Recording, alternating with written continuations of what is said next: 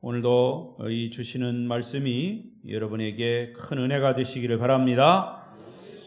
3일 동안 평안하셨습니까? 오늘 수요예배에 참여하신 여러분을 축복합니다. 옆 사람과도 인사하십시다. 오늘도 만나서 반갑습니다. 잘 오셨습니다. 은혜 많이 받으세요. 감사합니다. 고맙습니다. 사랑합니다. 축복합니다. 비대면 영상으로 예배하시는 분들도 함께 하시기를 바랍니다. 고린도전서를 계속 설교합니다. 벌써 고린도전서 1장을 시작한 지가 엊그제 같은데 벌써 이제 수요일만 설교하다가 그것도 중간중간에 이렇게 다른 설교를 했는데도 벌써 끝날 때가 됐습니다. 오늘 고린도전서 15장은 부활장입니다. 부활장.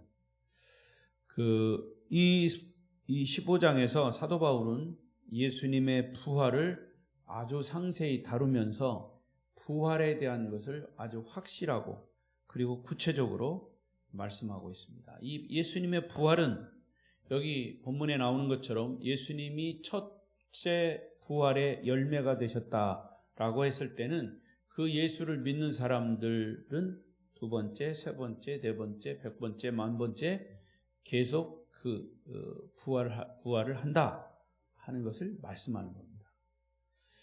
새로운 질문이지만 여러분 예수님의 부활을 믿습니까? 그러면 예수를 믿는 여러분의 부활도 믿습니까? 예. 고린도전서 13장은 사랑장이라 그럽니다. 별명이. 그리고 히브리서 11장은 무슨 장이에요? 믿음장. 믿음. 히브리서 11장은 믿음장. 고린도전서 15장은 무슨 장? 금방 가르쳐줬는데 왜 못해요? 부활장. 이 정도는 알고 있어야 돼요. 고린도전서 13장은 무슨 장? 큰 소리 좀 해봐요. 다시 고린도전서 13장은 무슨 장? 히브리서 11장은 무슨 장? 고린도전서 15장은? 잘못하다가 고추장 이런 하는 사람 없겠죠. 자, 그래서 고린도전서 15장 하면 부활장입니다. 자, 고린도라고 하는 도시는 지금도 있어요. 저 그리스 가면 고린도 지금도 있습니다. 그 당시 성경이 쓰여질 때 그 당시에도 이 고린도는 그리스, 헬라, 히랍, 헬라의 한 큰 도시 국가였습니다. 그리스 하면 무슨 도시가 생각납니까? 파르테논 신전 무슨 도시입니까? 아테네. 아테네이죠. 아테네. 성경은 아덴이라고 나옵니다. 사도행전의 아덴, 이게 아테네입니다. 이 아테네와 함께 고린도라고 하는 도시는 굉장히 그 당시 헬라 시대의 큰 도시였습니다. 그래서 고린도 전서 하면은 고린도 교회에다가 편지한 사도 바울의 편지예요. 이 고린도라고 하는 도시는 항구 도시로서 큰 이 도시 중에 하나고 부자 도시 중에 하나입니다. 무역이 성행하고 그럼에도 불구하고 거기는 신들이 많았어요. 신전이 많았습니다. 그래서 그 당시에 아주 잡신들, 미신들, 귀신들이 많아가지고 복음이 들어가기가 힘들었습니다. 그러나 바울이 고린도에 가서 복음을 전하면서 그 고린도에 이제 예수 그리스도의 복음이 들어가죠. 그리고 이 고린도라고 하는 도시는 그 주변에 온천이라든가 또 이런 로마의 영향을 받은 그런 신들이 고대 신들이 아주 널려 있습니다. 그런 가운데 이 복음이 들어가니까 계속 충돌이 생깁니다. 또 하나 고린도라고 하는 도시는 헬라의 철학의 영향을 받은 도시예요. 헬라 철학. 아리스토텔레스, 소크라테스, 이런 플라톤 우리가 철학, 여러분 고등학교 때 배웠는지 몰라도 그런 거 철학을 배우다 보면 그런 게 나옵니다. 그 철학이 지금까지도 최고의 학문으로 전해지고 있죠. 그러니까 그런 학문 중에 최고의 학문은 철학입니다. 철학보다 더 위대한 학문은 무슨 학이? 신학입니다. 신학. 근데 사실은요, 철학은 인간의 학문의 최고지만 신학은 신을 연구하는 거기 때문에 사실은 학문으로 들어가지 않아요. 어떻게 신을 우리 인간이 연구합니까? 신은 그냥 신인 거죠. 연구 대상이 아니에요. 창조주 하나님이 우리를 만들었는데 우리가 어찌 창조주 하나님을 논할 수가 있어요. 그러나 그게 이제 우리의 한계, 인간의 한계예요. 어쩔 수 없이 우리는 학문적으로 신을 연구해서 배우고 듣고 또 신비로운 체험도 하기 때문에. 그래서 신학대학에 가서 공부를 할 때 신학 박사는 없어요. 그래서 무슨 박사를, 신학을 공부해도 무슨 박사를 주냐? 철학 박사를 주는 거예요. 철학 박사. 신학 박사라고 해요. 그러나 실제로 철학 박사 이름으로 학위를 주는 겁니다. 자, 오늘 이제 이 고린도 교회에 있게 했던 이 바울의 헬라 철학과 부딪히면서 이 부활 신앙을 아주 강력하게 전하는 그런 말씀이 고린도전서 15장입니다. 그런데 여러분 주목할 것은 뭐냐? 헬라 철학의 핵심이 뭐냐? 헬라 철학에서 핵심 주제는 인간은 죽으면 끝이다. 그래서 이 세상에 살아있을 동안에 즐겨라. 쾌락주의. 또 인간은 죽으면 다른 제3세계의 세상이 없다. 그러니까 이 세상에 있을 때 너무 타락하지 말고 경건하게, 정직하게, 선하게 살아라. 이렇게. 그러니까 이 철학의 핵심 논제와 부활 복음의 신앙과 부딪히는 겁니다. 계속 부딪히는 거예요. 그래서 그리스도의 부활과 부딪힘이 있기 때문에 바울이 복음을 전하는 데 있어서 항상 방해 요소가 되는 겁니다. 여러분, 불교인들하고 이렇게 어떤 교리를 논할 때 기독교인들하고 부딪힘이 있죠. 그죠? 그리고 이단들하고도 얘기하면 이게 논쟁이 안 되는 거예요. 계속 부딪히니까. 그런데 정말 정통 신앙을 가진 기독교인들하고 만나서 얘기를 해보면 뭔가 통하는 게 있어요. 그게 맞는 거예요. 여러분, 이단들하고요 딱 얘기해보면 신앙이 좀 제대로 신앙생활 하는 분들은 이단들하고 조금 얘기해보면 벌써 금방 태가 나요. 분별력이죠. 자, 고린도 교회는 그런 영향 때문에 사실은 이 복음, 부활 복음도 문제가 야기된 겁니다. 따라서 바울은 고린도 교회의 예수의 부활 문제를 아주 깊숙이 그리고 구체적으로 다루고 있어요. 그게 부활장이라 일컫는 고린도전서 15장입니다. 그리스 아테네에서 복음을 전할 때 일어났던 사건. 이제 고린도와 아테네는 그리스 안에 있지만 그 아테네에서 바울이 복음을 전했어요. 자, 사도행전 17장 18절 읽어보겠습니다. 시작. 어떤 에피쿠로스와 스토아 철학자들도 바울과 쟁론할세. 어떤 사람은 이르되 이 말쟁이가 무슨 말을 하고자 하느냐 하고, 어떤 사람은 이르되 이방 신들을 전하는 사람인가 보다 하니, 이는 바울이 예수와 부활을 전하기 때문이라. 여러분, 28절 한 절에 아주 재미있는 그 이야기가 그 안에 들어있어요. 자, 앞으로 또 어떤 에피쿠로스 철학, 에피쿠로스라고 하는 철학자가 자기의 철학의 학문을 주장했어요. 이 이름을 따서 에피쿠로스 학파 이렇게 얘기합니다. 또 여기 스토아 철학자이죠. 스토아 학파가 있어요. 스토아라는 철학자가 자기 학문을 주장했어요. 철학. 스토아. 같은 철학이지만 에피쿠로스가 주장한 철학과 스토아가 주장한 그 철학이 조금씩 달라요. 감리교에서 주장하는 교리, 성결교에서 주장하는 교리, 장로교에서 주장하는 교리들이 복음은 복음이지만 다 조금씩 다른 것처럼 철학도 그렇다고 말해요. 그런데 지금 이런 에피쿠로스 철학자, 스토아 철학자들과 누구와 붙었어? 바울과 쟁론이 붙었어요. 논쟁이 붙었어요.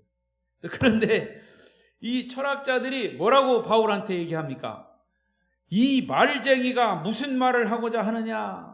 어떤 사람은 이르되 이방신을 전하는 사람인가 보다 하니, 이방신을 전하는 바울의 전하는 복음이 뭐냐? 예수와 부활을 전했다 말이에요.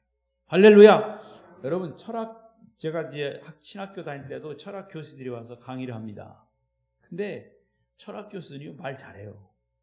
철학자들이 말이 논리적으로 하고 또 말에 그 꼬리를 물어가지고 또 그걸 가지고 또 말을 막 이 말의 유희라고 합니다. 재주를 부려요. 철학자들이 그래요. 그런데 아무리 철학자들이 말 잘해도 바울이 부활의 복음을 가지고 확신에 찬 복음을 전하니까 그것이 부딪히기도 했지만 말쟁이가 됐어요. 거기에 이길 수가 없는 거예요. 이길 수가 없는 거예요. 여러분, 예수 믿는 사람들을 뭐라고 그래요? 예수쟁이들이 말만 잘한다고 그러죠. 그거 다 이유가 있는 거예요. 그게 나쁜 의미라서도 그렇게 있지만 이 복음을 가지고 확신을 가지고 복음을 전하면 듣는 사람에게는 말쟁이로 들리는 거예요. 거기에 깊은 진리가 있음에도 불구하고. 자, 인간의 부활을 완전히 부정하는 철학자들에게 이 바울은 예수 그리스도의 부활 복음을 아주 당당하게 전하는 거예요. 그러니까 부딪히지만 철학자들이 아무리 위대한 철학을 얘기해도 그거를 부활의 복음을 이겨낼 수가 없다는 거죠. 자, 그 대표적인 구절이 17장 31절. 우리가 잘 아는 시작. 이는 정하신 하여금 천하를 공의로 심판하나를 작정하시고 이에 그를 죽은 자 가운데서 다시 살리신 것으로 모든 사람에게 믿을 만한 증거를 주셨음이니라 아니라. 모든 사람에게 믿을 만한 증거가 뭐예요? 예수 그리스도의 부활입니다. 그러니까 여러분, 우리가 뭘 보고 믿어요? 증거를 봐, 증거를 내놔. 그러면 예수님이 부활한 것이 내가 예수 믿는 증거다, 이렇게 얘기하면 되는 거예요. 거기에 다 들어있어요. 예수님이 우리 죄를 위해 십자가에 죽으셨고 다시 부활하셨다. 그거 하나만 가지고도 내가 그 예수를 믿으면 나도 부활하고 나도 구원받고 나도 천국 갈 수 있다. 이게 증거예요. 확실한 증거, 확실한 증거. 이거보다 더 확실한 증거가 어디 있어요? 제가 또 얘기하잖아요. 여러분, 요즘 스마트폰이 나의 목자예요. 스마트폰은 나의 목자시니 내게 부족함이 없으리로다. 자나깨나 그 스마트폰은 내 옆에 있도다. 나와 항상 함께 하리로다. 거기서는 웃어야 되는데. 정말이에요. 스마트폰이? 스마트폰으로 뭐 다 하잖아요. 근데 실제로 그 스마트폰에 딱 부활을 딱 쳐보면 나와요. 부활. 예수 그리스도가 다시 살아나심. 예? 여러분, 백과사전에도 부활이라고 하는 단어가 나와요. 그렇게. 예, 사전에도 나오고 네이버 님도 나오고 다음 님도 나오고 뭐 다 나와요. 인터넷에 다 나와. 부활만 딱 쳐보세요. 뭐라고 나와? 예수 그리스도가 3일 만에 죽었다가 다시 살아나심. 그것처럼 확실한 증거가 어디 있어요, 여러분? 전 세계가 그렇게 얘기하고 있는데 안 믿어서 탈이지. 안 믿어서. 여러분은 믿잖아요. 그러면 그거보다 더 큰 증거가 어디 있어요? 오늘 설교 끝. 여러분, 제가 이 강단에서 설교 외치는 거 다 그거예요. 그것 때문에 하는 거예요. 예수의 부활 때문에 하는 거예요. 근데 사람들이 그걸 안 믿어서 그렇지. 믿기는 믿어도 그냥 미적지근하게 믿죠. 자, 오늘 그것을 확실하게 얘기하고 있습니다. 자, 이 사도행전 17장의 설교를 바울이 어디서 했느냐? 아레오바고 언덕 나왔어? 예. 자, 한번 보여준 적 있을 거예요. 이 아레오바고 언덕에 지금도 저 아테네, 그리스 아테네에 가면 저기 있어. 저 언덕에서 저 올라가서 정면을 딱 바라보면 파르테논 신전이 딱 보여. 파르테논 신전. 예, 저기 파르테논 신전이 세계 문화재 제1호라는 거 아시죠? 몰라요? 내가 공부했는데? 뭐 틀렸나? 아무튼 파르테논 신전은 여러분 들어보셨죠? 안 들어보셨어? 들어봤잖아요. 예? 이게 바로요, 파르테논 신전이라는 게 그야말로 신전이요. 귀신들이 옛날 그리스 그 모든 신들을 위해서 제사 지내는 곳이에요, 여기가. 근데 생각해 보세요. 바울이 그런 수많은 신들, 또 철학, 이런 것이 아주 세계 최고를 자랑하는 그런 도시에 가가지고, 사도 바울이, 사실은 바울은요, 성경의 성인이고 위대하고 막 이렇지만, 바울을 연구하는 사람들은 별로 생김새는 그냥 별 볼 일 없이 생겼대요. 위대한 그런 능력자지만, 생김새는. 그러니까, 생김새도 별로 그냥 현찮고, 이런 사람이 저 아레오바고 언덕에서 부활의 복음을 막 외쳐댔다고 말이에요. 모든 사람들에게 믿음의 증거를 보여줬다. 그게 부활이다. 막 이런 얘기를 막 한 거예요. 그러니까 결국 사도 바울이 전하는 복음의 핵심이 뭐냐? 예수 그리스도의 십자가와 부활이에요. 십자가는 뭡니까? 인간의 죄를 위해서 예수님이 대신 죽으셨다라고 하는 게 십자가예요. 근데 그 십자가만 믿으면 안 돼. 반쪽 믿으면 구원이 완성이 되지 않아. 조금 이따 얘기하겠지만. 어디까지 믿어야 돼? 부활까지 믿어요. 예수님이 다시 살아나셨다. 여러분, 근데 사람은요, 죽은 거는 너나 나나 다 죽어. 그러니까 죽는 것은 인정을 해. 그러나 그 죽은 사람이 다시 살아났다? 이거는 인정할 수 없어요. 인정하지 못해요. 인정하지 않으려고 해요. 다른 말로 말하면 그거는 잘 믿어지지 않는 거예요. 그런데 예수는 믿은 거예요. 예수는 부활한 거예요. 할렐루야. 그거를 바울이 얘기한 겁니다. 자, 그 다음에 32절 보세요. 자, 그 아레오바고 언덕에서, 근데 그 아레오바고 언덕에 지금도요, 가면 그 밑에다가 이렇게 돌로 새겨놨어. 뭘 새겨놨냐? 이 사도행전 17장 18절. 그거를 새겨놨어요. 바울이 설교한 거. 딱 헬라어로 써놓고 영어로도 써놓고 한글로는 안 써놓고. 자, 32절 시작. 그들이 죽은 자의 부활을 듣고 어떤 사람은 조롱도 하고 어떤 사람은 이 일에 대하여 내 말을 다시 듣겠다 하니. 자, 잘 보세요. 바울의 설교를 듣는 사람들은, 어떤 사람은 뭐 했다? 조롱을 했어요. 막 비아냥거린 거예요. 또 어떤 사람은 이 일에 대해서 내 말을 다시 들어보겠다.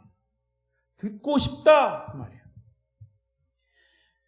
그러니까 이것이 그 당시 헬라 철학에 물들어 있는 사람들은 예수의 부활을 받아들이지 못하는 거예요. 왜? 내가 가지고 그동안 철학자들에게 의해서 들었던 것이 있거든요. 사람이 죽었다 다시 살아난다? 아니다. 저 제3세계가 없으니까 이 땅에 있을 때 먹고 마시자, 즐기자, 쾌락주의. 아니다. 그러면 안 된다. 우리가 살아가는 생애 동안 경건하게, 신실하게, 정직하게 살아야 된다. 뭐 그 정도지. 죽어서 죽음의 그 세계가 또 있다? 없다는 거죠. 그러니까 그거하고 부딪힐 수밖에 없죠. 그러나 어떤 사람들은, 특히 유대인들은 그 부활의 복음을 듣고 한 번 더 듣고 싶다라고 하는 생각을 가진 거예요. 자, 그렇다면 이런 배경을 가지고 있는 사람들에게 바울은 과연 부활이란 무엇이냐라고 하는 퀘스천 마크, 물음에 대한 답변을 오늘 본문 15장에서 하고 있습니다. 그래서 15장 1절부터 58절 긴 말씀을 하고 있어요. 자, 이것을 딱딱 구분해 보겠어요. 첫째, 부활은 사실이다. 부활의 사실. 요즘 흔히 말하는 부활은 팩트입니다. 팩트. FACT. 팩트예요. 사실을 말해야 돼요. 근데 요즘 사람들은 거짓을 사실이라고 해요. 거짓을 자기가 틀림없이 거짓을 얘기하고 있는데도 거짓을 말하는데도 사실이라고 우기는 거예요. 본문 15장 1절부터 19절까지 부활은 사실이다 하는 것을 얘기했어요. 예수의 부활은 허무맹랑한 얘기가 아니고 역사 속에서 일어난 분명하고 확실한 실제 사건. 따라하십시오. 부활은 확실한 실제 사건이다. 믿습니까? 바울은 부활의 절대적인 요소가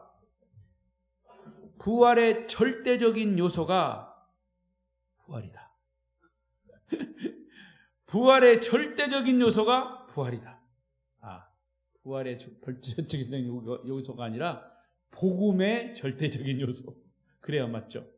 복음의 절대적 요소, 핵심적 요소가 부활이다. 아멘. 자, 1절, 2절을 보겠습니다. 1절, 2절. 시작. 형제들아.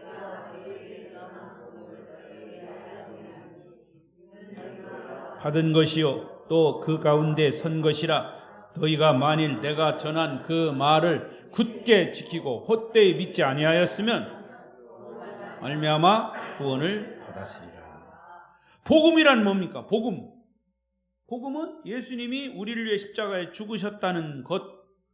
근데 그것으로 끝나는 게 아니고 부활했다는 것. 거기까지 가야 복음인 거예요. 죽은 것만으로 십자가만 얘기하면 복음의 반쪽이에요. 예수가 나를 위해 죽으신 것을 믿는 것만으로는 구원이 성립이 되지 않아요. 우리의 죄가 용서를 받는 것은 예수의 부활까지 믿을 때 구원이 완성이 되는 것이에요. 이런 예가 해당될지 모르지만 이해를 돕기 위해서요. 여러분 10,000원짜리가 있어요. 10,000원짜리인데 10,000원짜리가 한쪽만 인쇄되어 있어. 한쪽은 인쇄되어 있지 않고. 그런 경우는 어떻게 돼요? 바꿔줍니까? 난 그런 경우는 없었어요. 양쪽 다 인쇄됐는데 반쪽이 잘라져 나갔다든가 아니면 탔다든가 그러면 바꿔주죠. 그런데 한쪽이 인쇄되지 않은 10,000원짜리는 사용할 수가 없어요. 그렇죠? 네, 이해가 됐는지 모르겠어요. 예수 그리스도의 복음은 십자가로만 끝나는 게 아니에요. 부활까지 가야 돼요. 그래서 이렇게 이해하시면 돼요. 십자가는 예수님이 나를 위해 십자가에 죽으셨다라고 하는 것의 증거예요. 그런데 그 증거가 더 확실하게 된 것이 뭐냐? 부활이에요. 그래서 아까도 말씀드린 것처럼 모든 믿는 자들에게 확실한 증거는 예수의 부활이다. 아멘. 로마서 10장 9절. 시작. 내가 만일 내 입으로 예수를 주로 시인하며 또 하나님께서 그를 죽은 자 가운데서 살리신 것을 내 마음에 믿으면 구원을. 우리 마음에 믿는 게 뭐예요? 믿어서 구원받는 게 뭐라고 그랬어요? 그 앞에 하나님께서 그를 예수를 죽은 자 가운데서 살리신 것을, 죽은 자 가운데서 십자가의 죽음, 살리신 것을 부활. 이래야 복음이 완성이 되고 그것을 우리가 믿을 때 구원을 받는 겁니다. 아멘. 그러니까 십자가의 죽음만 믿고 부활을 믿지 않으면 구원이 없다는 거예요. 다시 말하면 예수님의 부활은 우리의 구원을 확증한 아주 위대한 사건입니다. 할렐루야. 따라서 부활은 복음의 절대적인 요소 중에 하나다. 또 부활은 이미 구약 성경에 예언이 성취된 사건이에요. 3절 4절 본문 3절 4절 시작. 내가 받은 것을 먼저 너희에게 전하였노니 이는 성경대로 그리스도께서 우리 죄를 위하여 죽으시고 4절 성경대로 다시 살아나셨다. 거기 성경에 장사 지낸 바 되셨다가 성경대로 사흘 만에 다시 살아. 성경대로 여기서 말하는 성경대로는 어느 성경을 말하느냐? 구약 성경을 말하는 거예요. 구약 성경. 구약 이사야 53장 5절. 53장 5절. 없이요?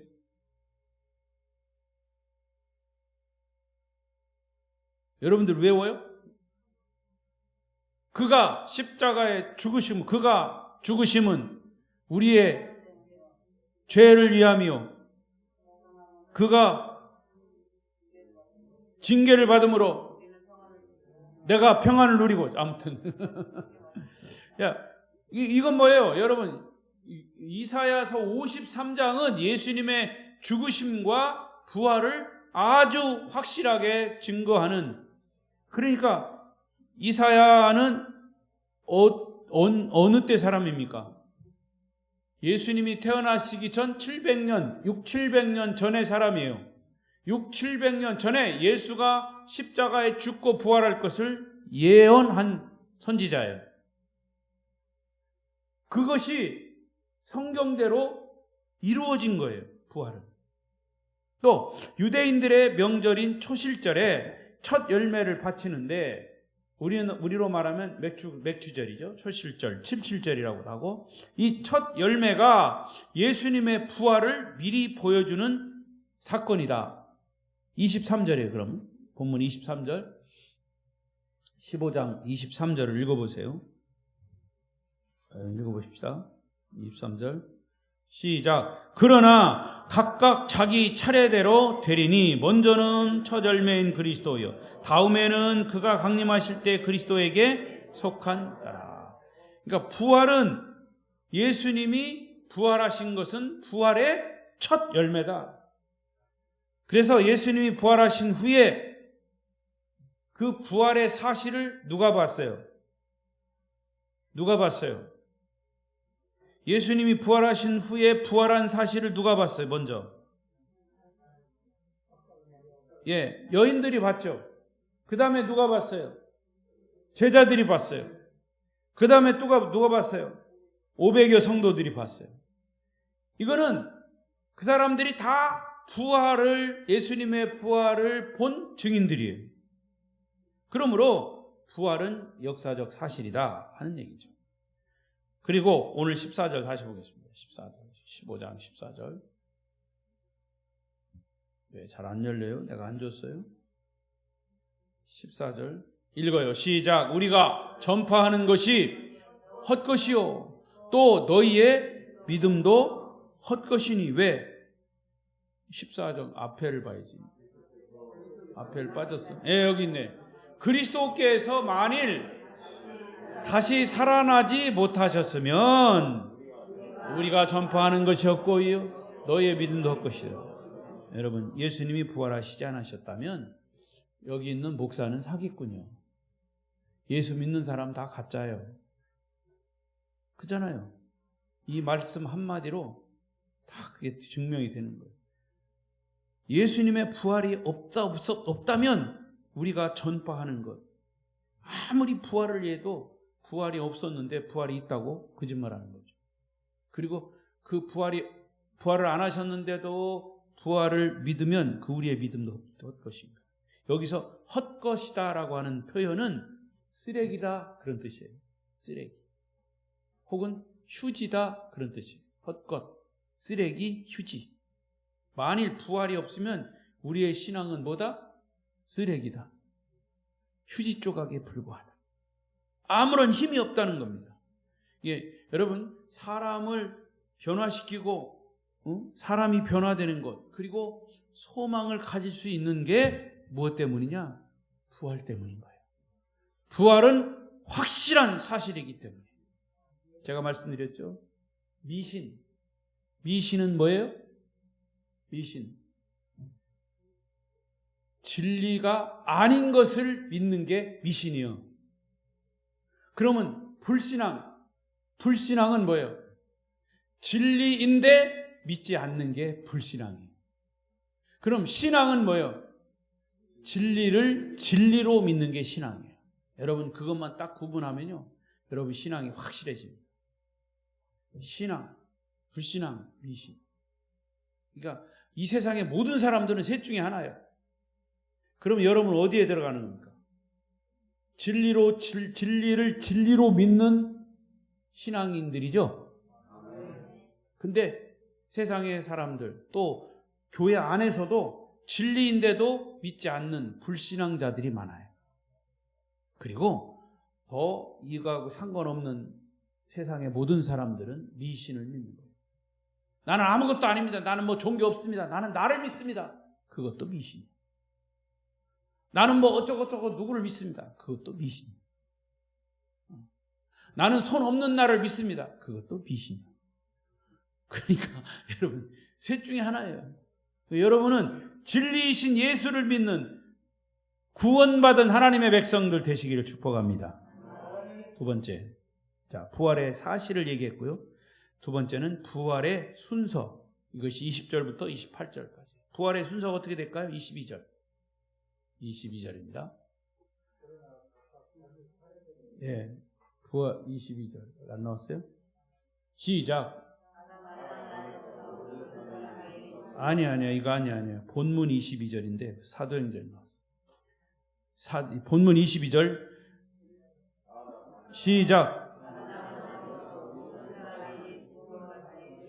그리스도 안에서 모든 사람이 삶을 얻으리라. 아담 안에서 모든 사람이 죽은 것 같이 그리스도 안에서 모든 사람이 삶을 얻으리라. 자, 우리의 죽음은 어디서 왔습니까? 처음에 첫사람인 아담에게서 왔어요. 아담이 범죄함으로 아담에게 속한 아담의 후손들은 아담이 범죄했을 때 이미 그 안에서 죽은 거예요. 그래서 우리가 태어날 때 죄를 안고 죽음을 안고 태어나는 거예요. 여기서의 죽음은 숨 딱 끊어지는 그런 육신의 죽음이 아니고 영원한 형벌, 지옥이라고 말합니다. 죽음. 물론 육신의 죽음도 포함됩니다만은 여기서 말하는 의미의 죽음은 아담이 범죄하여 아담에 속한 모든 사람이 죽었다 그랬어요. 너는 이것을 먹는 날에는 정령 죽으리라. 이 죽음은 지옥이에요. 그런데 이 죽음을 회복하기 위해서 예수님이 오셔서 대신 죽으심으로 회복이 돼서 우리는 구원을 받은 거죠. 천국 백성이 되는 거 아닙니까? 네. 그러니까 태어나서 나는 죄인입니다. 억울해요. 우리 왜 억울해? 아담 때문에 죄인이 됐어요. 버스 타고 가는데 운전수가 운전을 잘못해가지고 사고로 만나서 버스 안에 탄 사람이 다 죽었어. 억울해. 누구 때문이요? 운전수가 운전 잘못해서. 마찬가지 한 사람 아담 행동은 인류 전체를 대표하는 행동이 된 거예요. 따라서 우리는 아담 안에서 죽은 건데 그 죽음은 누구도 피할 수 없는데 아담 안에서 죽은 우리를 둘째 아담인 하나님이 준비시키신 예수를 이 땅에 보내신 겁니다. 아담 안에서 모든 사람이 죽은 것 같이 그리스도 안에서 모든 사람이 삶을 얻으리라. 할렐루야. 이 말이 그 말이에요. 그래서 예수님이 우리의 죄를 짊어지시고 십자가에 죽으셨고 부활하셨습니다. 그 죽음이 죽음으로 끝난 것이 아니라 그 다음에 오는 부활로 인해서 그분은 증명하셨고 그를 믿는 사람들도 부활을 확증하신 겁니다. 그래서 예수님은 부활의 첫 열매가 되셨다 그런 겁니다. 할렐루야. 그리고 지금은 하나님 우편에 앉아 계신 주님이 우리를 다시 살리시기 위해서 재림하십니다. 23절 시작. 그러나 각각 자기 차례대로 되리니 먼저는 첫 열매인 그리스도요, 그 다음은 그가 강림하실 때 그리스도에게 속한 자요. 여기 재밌는 말이 있습니다. 첫 번째 부활은 예수님이 하셨어요. 그 다음은 각각 자기 차례대로 되리니 먼저는 첫 열매인 그리스도요, 그 다음은 누구요? 그 다음은 여러분 차례요. 근데 자격이 있어. 무슨 자격? 그가 강림하실 때, 재림하실 때 그리스도에게 속한 자여야 돼. 아멘. 그리스도에게 속했습니까? 그래서 그리스도에게 속했다는 바울의 표현은 in Christ, in Christos, 예수 안에 그랬어요. 그리스도 안에 있다는 거예요. 내가 그리스도에게 속했다는 거죠. 그리스도에게 붙은 자예요. 그러면 여러분은 예수님께 붙어 있습니까? 예수님께 붙어 있지 않으면 모두가 사탄에게 붙어 있는 거예요. 인정하든 안 하든. 예수님에게 붙어 있지 않은 사람은 사탄에게 붙어 있어요. 왜? 사탄은 끊임없이 우리를 지옥으로 끌려가려고 하는 그런 사명을 받은 사람입니다. 사탄. 그래서 예수님이 우리에게 오셔서 우리를 천국 백성으로 삼아주신 거예요.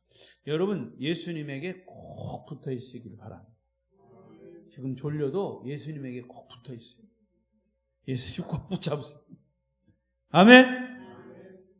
세 번째. 자, 그러면 부활의 근거가 두 가지가 있어요. 29절부터 34절까지 내용인데 다 정리할 수가 없고 두 가지. 부활은 이 부활 때문에 우리 성도가 고난이 있습니다. 여러분, 부활은 무엇부터 시작이 되는 겁니까?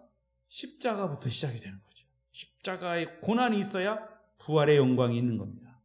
그래서 여러분, 이 목숨 걸고 복음을 전하다가 순교하는 사람들은 뭐 때문에 그래요? 뭐 때문에 이렇게 목숨 걸고 복음을 전해야? 여러분, 바빠 죽겠는데 뭐 때문에 여기 오셨어? 아니, 다 가르쳐 줬잖아. 부활 때문에. 부활을 믿기 때문에. 아멘? 여러분, 목숨 걸고 복음을 전하는 사람은 부활의 소망 때문에 그런 거예요. 그렇지 않습니까? 다른 이유가 없어요. 그들은 모두가 부활을 믿기 때문에. 그래서 부활의 근거는 뭐냐? 고난이에요. 십자가의 고난. 어떤 고난도 나는 부활을 믿기 때문에 고난을 내가 감내해야 한다. 감당할 수 있다라는 거죠. 그리고 또 하나는 부활은 거룩한 삶을 추구하는 겁니다. 32절을 같이 보세요. 32절 시작. 내가 사람의 방법으로 에베소에서 맹수와 더불어 싸웠다면 내게 무슨 이익이 있으리요? 죽은 자가 다시 살아나지 못했다면 내일 죽을 터이니 먹고 마시자 하리라. 예, 부활이 없으면 그냥 캐세라세라 먹고 즐기자, 쾌락주의예요. 철학자들이 얘기하는 대로. 그렇잖아요. 부활이 없으면 고난도 받지만 이 세상 뭐 그렇게 예수 믿는다고 뭐 이것도 못하고 저것도 못하고 좀 마음대로 하고 싶은데 막. 그러나 부활 때문에 우리가 거룩한 삶을 추구하는 거예요. 절제하고 주님을 따르고. 그런데 실제로는 주님을 따르는 것이 그냥 뭐 술 한잔 먹고 막 즐거운 것보다 주님을 따르는 것 비교하면 비교할 수 없을 만큼 주님을 따르는 게 행복한 거예요. 천정이 뚫어지도록 아멘이 나와야 되는데 그렇지 않아요? 실제로 그 행복을 느낀 사람만이 그 행복을 아는 거예요. 그러니까 이 부활과 천국의 소망이 없다면 이 세상이 전부가 될 것이지만 부활과 천국의 소망이 있기 때문에 내가 타락하지 않고 이 거룩한 삶을 유지하는 거죠. 33절 34절 시작. 속지 말라. 악한 동무들은 선한 행실을 더럽히나니 깨어 의의를 행하고 죄를 짓지 말라. 하나님을 알지 못하는 자가 있기로 내가 너희를 부끄럽게 하기 위하여 말하노라. 그런 거예요. 그러니까 거룩한 삶을 살려고 애쓰는 사람들에 대한 하나님의 인정, 하나님의 상급이 있음을 우리가 알기 때문에 더욱이 영원한 천국에 대한 소망이 있어서 부활을 믿는 거죠. 자, 네 번째로 부활의 특성입니다. 35절부터 49절까지 쭉 써 있는데 부활의 특성, 잘 들으세요. 중요한 부분이에요.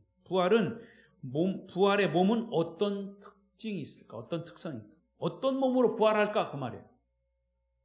근데 우리가 이 세상에서의 우리의 몸과 부활한 몸과는 공통점도 있고 차이점이 있어요. 공통점은 뭘까요? 이 세상의 몸과 부활한 후의 몸. 일단은 부활한 후에도 서로 알아볼 수 있다는 거예요. 알아볼 수 있다.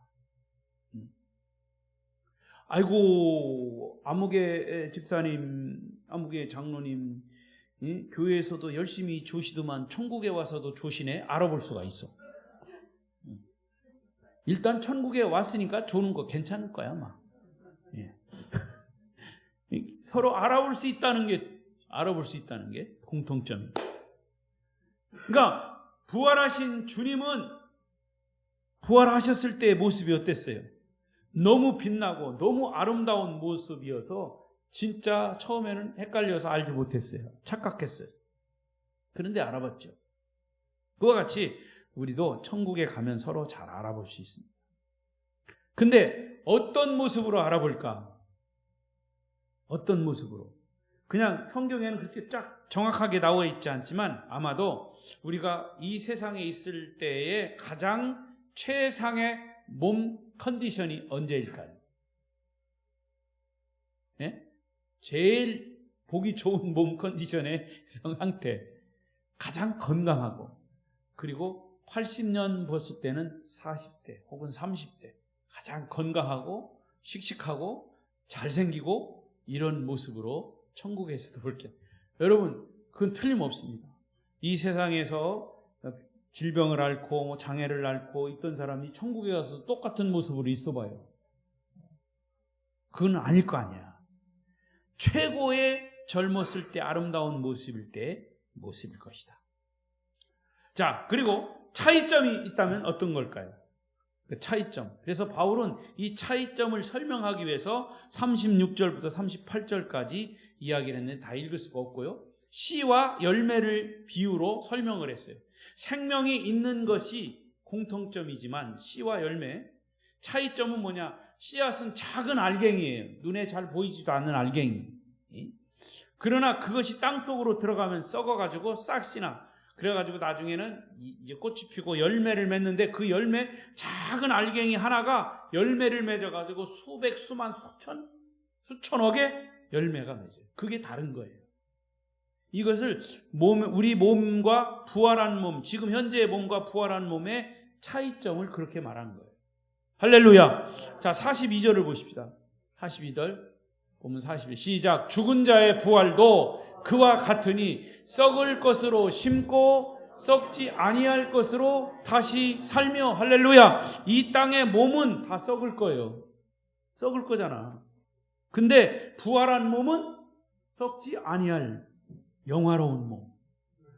할렐루야. 지금 이 땅에서의 몸은 죄 때문에 부끄러운 몸이요, 더러운 몸이요. 그러나 부활한 몸은 영광스러운 몸이고 변화된 몸이기 때문에 부끄러운 몸이 아니라 영광스러운 몸으로 변화되는 것입니다. 그 다음에는 또 뭐라고 표현했냐면 약한 것은 강한 몸으로. 우리의 지금 몸은 얼마나 약합니까? 그렇죠? 한없이 약해. 눈에 보이지 않는 작은 이 바이러스 때문에, 이 코로나 바이러스 때문에 사람들이 얼마나 많이 죽어가요.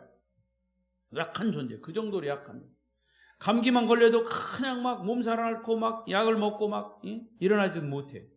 이 약한 몸이에요. 하지만 부활한 몸은 강한 몸, 건강한 몸 될 줄로 믿습니다.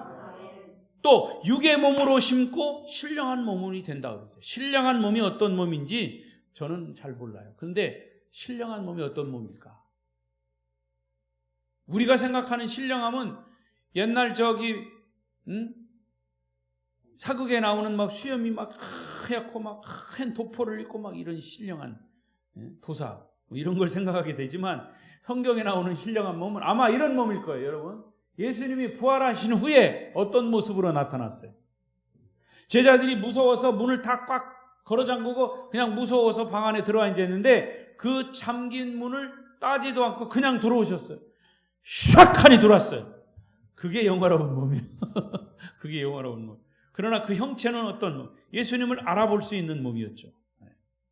그래서 49절에 보면 또 뭐라 그랬냐면 49절 우리가 흙에 속한 자의 형상을 입은 것 같이 또한 하늘에 속한 이의 형상을 입으리라. 흙에 속한 몸, 지금 이 몸이요. 그러나 부활한 몸은 하늘에 속한 몸. 여기 하늘에 속한 몸이 어떤 몸인지 저도 잘 몰라요. 설명을 더 못하겠어요. 그러나 어쨌든 부활한 몸은 차이점이 있다. 부활한 몸, 여러분 이러한 부활이 바로 저와 여러분에게 분명히 있음을 믿습니다. 마지막 5번째, 부활의 소망이에요. 부활의 소망. 50절부터 58절까지 이야기해요. 52절을 먼저 보십시다. 52절 시작. 나팔 소리가 나매 죽은 자들이 썩지 아니할 것으로 다시 살아나고 우리도 변화되리. 나팔 소리가 난다. 이게 무슨 나팔 소리예요? 재림의 나팔 소리. 천군 천사의 재림의 나팔 소리. 제가 양각 나팔 얘기했죠. 이스라엘에 가면 이번에 이스라엘 가는 사람들은 양각 나팔을 볼 거예요. 양의 뿌리로 만든 그걸 실제로 불어볼 수도 있어요. 불어보면 잘 불리지도 않지만 그 소리가 얼마나 멋있는지. 그런 나팔 소리. 이 성경에는 나팔 소리가 여러 가지 나옵니다. 전쟁을 알리는 나팔 소리. 그리고 사람들이 모일 것을 소집을 알리는 나팔 소리. 그리고 이 예수님의 재림을 알리는 재림의 나팔 소리. 이게 하나님의 재림 나팔 소리가 나면 죽은 자들이 썩지 않을 몸으로 부활할 것이고 살아있는 자도 죽지 않을 몸으로 변화될 것이다. 변화될 것이다. 이제 많은 사람들이 이제 신학자고 저희도 신학교에서 이 부분을 많이 이제 배우는데요. 뭐 조금씩 차이가 있습니다. 자, 사람이 죽으면 예수 믿는 사람이 죽었어요. 어디로 갈까요? 어디로 가요? 집으로 가죠? 네. 여러분, 제가 장례식 때 얘기하는 것처럼 사람이 죽으면 뭐라고 그래요? 어른이 죽으면 돌아가셨다고 해요. 물론 애들이 죽으면 죽었다고는 하지만 돌아가셨다라고 하는 것은 굉장히 중요한 의미가 있어요. 되돌아가셨다. 있던 곳으로 다시 되돌아갔다 그런 뜻이에요. 그럼 여러분 어디로 되돌아갔어? 어디로? 여러분이 있던 곳이 어디예요? 일단은 우리의 육신은 있던 곳이 뭐예요? 흙이요. 흙으로 가는 거예요. 그 다음에 문제는 영혼이에요. 영혼. 일반 사람들도 그것을 인정하는 사람, 철학자들 물론 그렇지만 사람의 몸을 이분해요. 이분법이에요. 몸과 영혼. 바울은 3분법으로도 얘기합니다. 몸, 육과 정신과 영혼 이렇게 얘기합니다. 자, 어쨌든 간에 우리의 몸은 육신은 영혼이 있어요. 그래서 우리의 숨이 딱 끊어지면 숨을 멈추면 우리의 육신은 아무런 쓸모가 없는 거죠. 그러니까 어떻게 가요? 성경 말씀대로 흙으로 지어졌기 때문에 흙으로 돌아가는 거예요. 여러분 세상의 어떤 경정도 어떤 성경이 아니고 성경 외에 어떤 이런 불경이나 이런 데도 흙으로 지음을 받았다라고 하는 인간이 흙으로 빚어졌다라고 하는 얘기는 아무 데도 없어요. 어떤 철학서에도 없어. 어떤 책에도. 난 그것을 확실히 믿어요. 믿습니까? 여러분 우리 인간이 결국 흙으로 돌아가는데 흙에서 왔기 때문에 흙으로 돌아간다고 하는 거예요. 그게 얼마나 정석입니까? 그래 모든 사람들이 다 그렇게 옛날에 그냥 매장을 했던 요즘은 화장을 해서 뿌리던 다 흙으로 돌아가는 거예요. 뼈도 갈아가지고 흙에다 뿌리는 거예요. 중요한 것은 그 영혼이 어디로 가느냐. 그 영혼이 이제 우리가 성경적으로 말하면 예수 믿은 사람은 천국으로 가고 믿지 않은 사람은 지옥으로 간다. 이거예요. 자, 그럼 죽음은 곧바로 중간 쉴 수 있는 곳이 없어요. 천주교에서는 그걸 연옥에 잠깐 머물렀다가 천국으로 가고 지옥으로 간다 그러는데 그런 얘기는 없어요. 성경에. 혹시 몰라요. 천주교인들이 믿는 위경이나 외경 이런 거 성경 외에 66권 외에 외경 이런 것들이 있는데 거기에 쓰여 있는지 난 모르겠어요. 근데 그 사람들이 그걸 믿기 때문에 그렇게 얘기하는데 연옥설이 있습니다. 연옥설. 참 그것도 참 좀 그 설득이 안 되는 얘기인데, 사람이 봤다가 저 사람은 조금 착한 것도 같고 뭐 조금 악한 것도 같고, 그러니까 아주 그냥 지옥 가기는 좀 그렇고 또 아주 천국 가기는 뭐하고 하니까 중간에 연옥에 간다. 그 연옥에 갔을 거다 이렇게 생각하고, 여기에 있는 사람이 김아무개 연옥에 있을 거니까 하나님 저기 성모 마리아요, 그 사람을 천국에 보내주세요. 막 중보 기도를 하면 그 사람이 천국으로 싹 간다는 거예요. 그게 연옥설입니다. 아무튼 그 연옥은 없는 거예요. 죽으면 곧바로 우리는 천국과 지옥으로 가는 겁니다. 누가복음 15장에서 나사로가 죽어서 아브라함 품에 안긴 것, 그것을 증명하는 거예요. 사실은 거기밖에 없어요. 자, 그런데 또 하나 중요한 것은, 그러면 예수님이 재림하실 때는 죽은 자들이 살아나고, 그러면 그 죽은 자들이 살아난다라고 하는 것, 살아있는 자는 변화된 몸으로 같이 하지만, 그래서 공중에서 공중으로 들림받는다고 그랬죠. 그래서 제가 믿고 제가 배운 것은, 이거는 다른 게 아니에요. 어떤 또 그 학자들은 그렇게 얘기를 해요. 죽은 사람은 곧바로 천국이나 지옥으로 가지 않고, 거기 사도 바울이 얘기한 것처럼 어디 가서 이렇게 있다가 예수님이 재림하실 때 바로 요 장면이 나타난다. 부활한 영화로운 몸으로 다시 난다, 이렇게 얘기합니다. 그러나 그것은 아니라는 거예요. 뭐 제가 믿기는, 제가 또 배우고 제가 지금까지 증거하는 건 그거예요. 죽으면 바로 천국 아니면 지옥이요. 그러면 천국 간 사람들은 예수님이 재림하실 때는 어떠냐? 천군 천사와 함께 같이 그런 모습으로, 살아있는 자가 변화된 모습으로, 예수 믿던 살아있는 자가 다시 예수님의 재림 오시면 다시 영화로운 몸으로 같이 들림받고. 이해가 되십니까? 그러니까 먼저 지금 예수님이 재림하시기 전에 먼저 죽은 사람들은 어디가 있는 거예요? 천국에 가 있는 거죠. 천국 아니면 지옥 가는 거예요. 지옥에 간 사람은 그렇다 하더라고요. 천국에 가는 거예요. 그리고 그 말씀대로라면 그 사람들이 모두 다, 그 사람들이, 먼저 죽은 사람, 천국에 있던 사람이나 또 살아있는 사람, 예수 믿는 사람이 들림받아 명화로운 몸으로 간 사람이나, 이 사람들이나 지옥에 있는 사람들로 끌어와서 백보자 심판 앞에 선다 그랬어요. 그러면 지옥에 있는 사람은 다시 한번 지옥으로 떨어지는 거예요. 천국에 있었던 사람, 다시 살아있을 때 천국으로 영화로운 사람, 이 사람 역시 주님 앞에서 예수 그리스도의 이름으로 심판받고 천국으로 갑니다.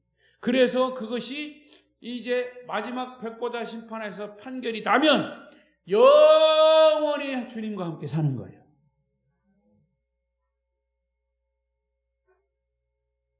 아멘 할 때까지 안 끝났죠. 그렇게 믿습니까? 이해하셨습니까? 이 부활의 문제는 바로 그 문제에 사실 걸려요. 그래서 사람들이 그것 때문에 걱정하는데, 여러분 걱정할 거 없어요. 사실은요, 이제 신학적으로 이걸 잘 설명하다가 막 우리가 이해가 돼야 이제 그런 것으로 믿지만, 여러분 그렇게 복잡하게 생각하지 마요. 믿고 구원받으면 여러분 천국이요. 어떻게 변화되든 천국이요. 예수님 때문에 천국이요. 공중에 들림 받아도 천국이고, 죽어서 천국에 곧바로 가서 주님 곁에 아브라함 품에 있는 것도 천국이고. 중요한 거 예수 잘 믿는 거예요. 어정쩡하게 믿지 말고 확실하게 믿으라. 그래서 이런 사실들을 바울이 다 이 부활의 영광, 부활의 이 감격, 이것을 가지고 마지막 부활장에 55절부터 하나님을 찬양하는 찬양이 나오는 거예요. 자, 55절 봐요. 55절부터 시작. 큰 소리로 시작.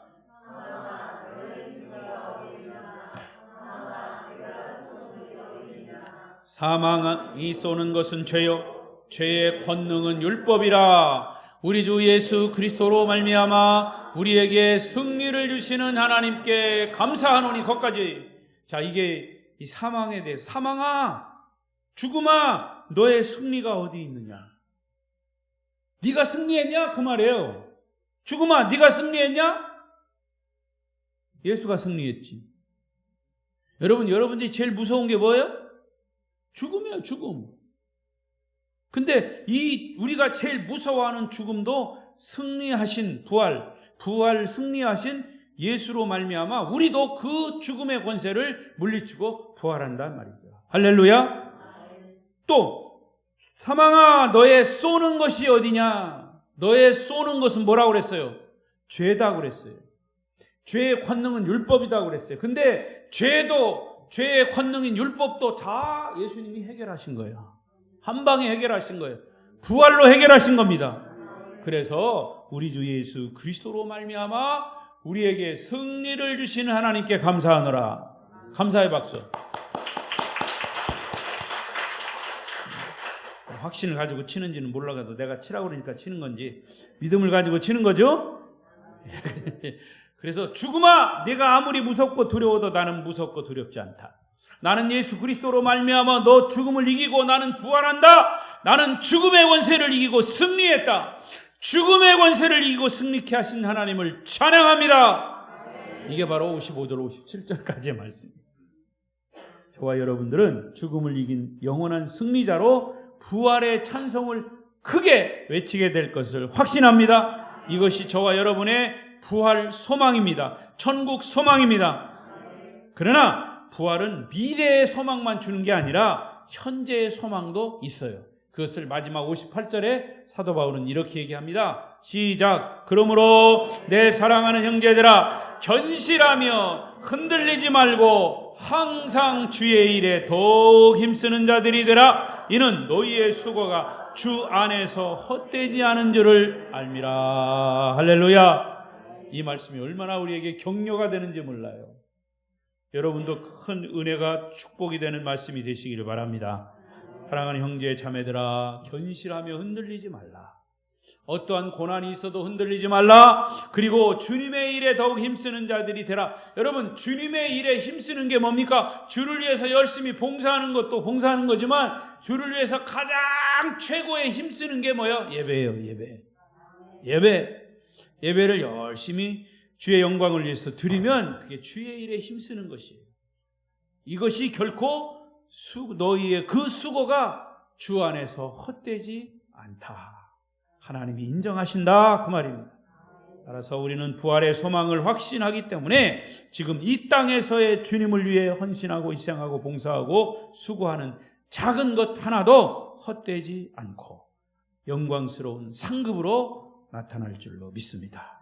이와 같이 부활의 소망과 믿음이 흔들리지 말고 주님 다시 오시는 그날까지 승리를 유지하고 지켜나가고 그래서 최후의 승리의 깃발 여호와 니시 깃발을 드는 주인공들이 되시기를 바랍니다. 기도하십시다.